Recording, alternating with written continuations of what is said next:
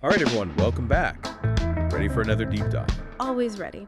What are we tackling today? Well, today it's something you hear about constantly, but might not fully grasp. China's soft power. Ah, yes. The quest to win hearts and minds. Exactly. Not through force or coercion, but by projecting an image that makes the rest of the world think, hey, China's pretty cool, maybe we should be more like them. Interesting strategy. But is it actually working? That's the big question we're going to explore. And to kick things off, I think it's important to acknowledge the sheer scale of China's commitment here. Oh, absolutely. The resources they're pouring into this effort. Billions and billions. It's a clear sign of how strategically important they view soft power on the global stage. And I think a perfect example of that commitment is their Belt and Road Initiative, the BRI. We're talking about a vast network of infrastructure projects. I mean, it spans continents. It's massive. Roads, railways, pipelines, you name it. It's like a 21st century Silk Road connecting China to tons of countries across Asia, Africa, and even parts of Europe. It's presented as a win-win, providing much-needed infrastructure and development assistance, especially to countries that might struggle to get those resources otherwise. Yeah, on the surface, it seems like a pretty generous move. Right. But of course, the real question is whether it's truly about mutual benefit or if it's a cleverly disguised play for influence and control. Because, let's be honest, when you hear about things like panda diplomacy, Where they strategically gift pandas to zoos worldwide. exactly, it makes you wonder, is this just clever marketing? Or something a bit more calculated?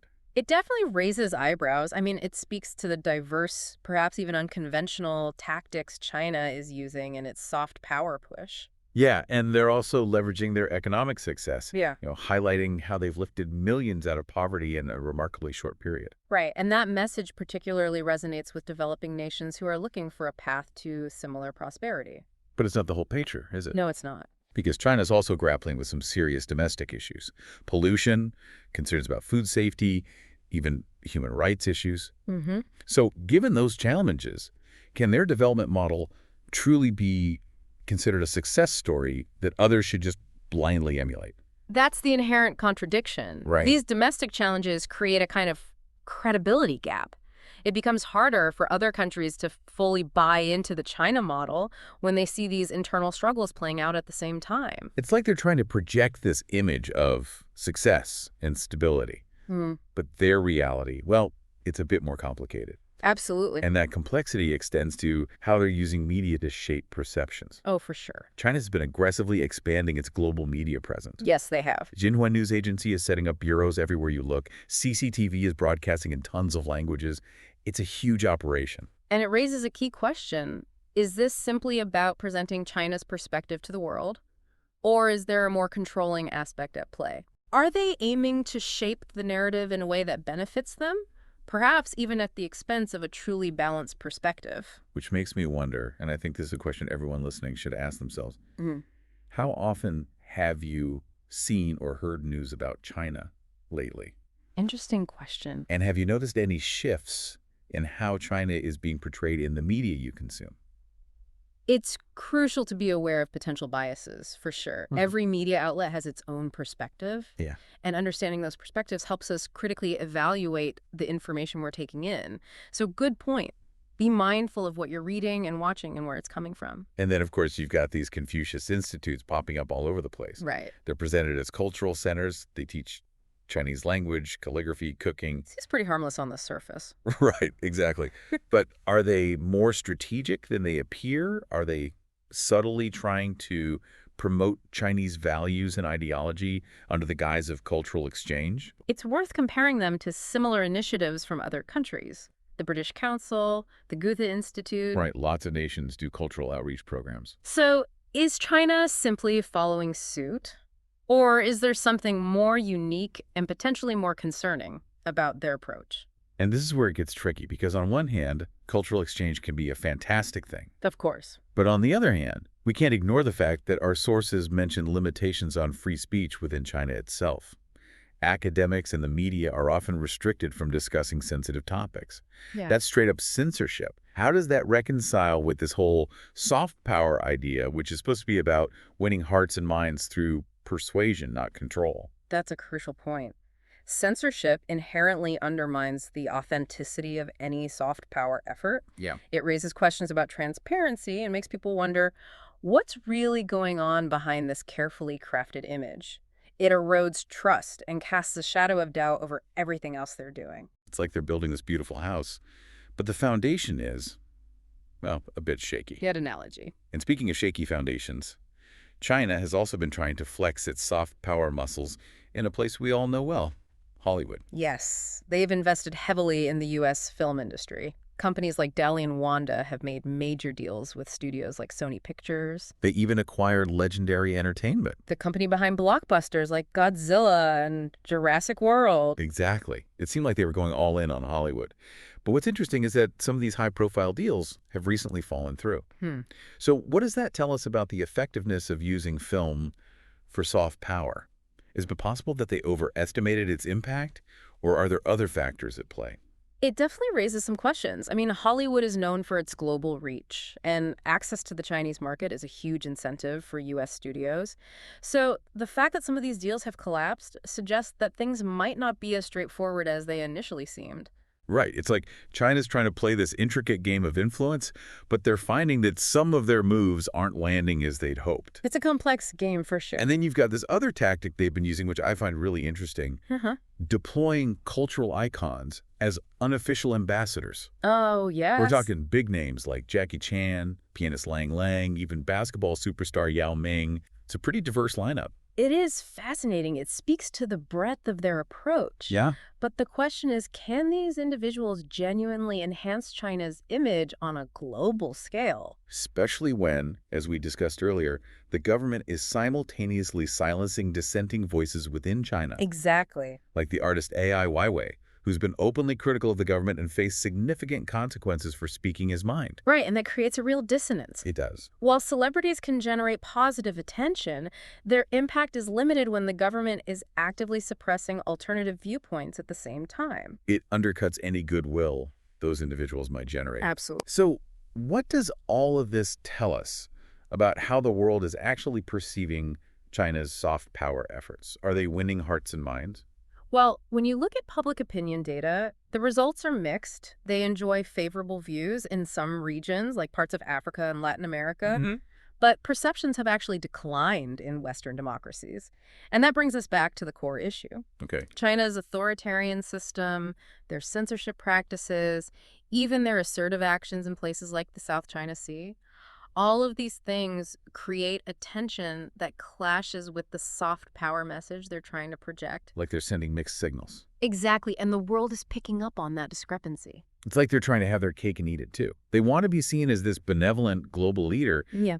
but they're not willing to relinquish the control that often undermines that image. Right, and that brings us to another important concept, sharp power. Yeah, sharp power, it's often contrasted with soft power, but what exactly does it mean? Well, sharp power is about using coercion and manipulative tactics to influence perceptions and behavior. Okay. It's about subtly shaping the information environment to favor your own agenda. So more about control than genuine persuasion. Right. And often it involves things like disinformation, propaganda, and even censorship.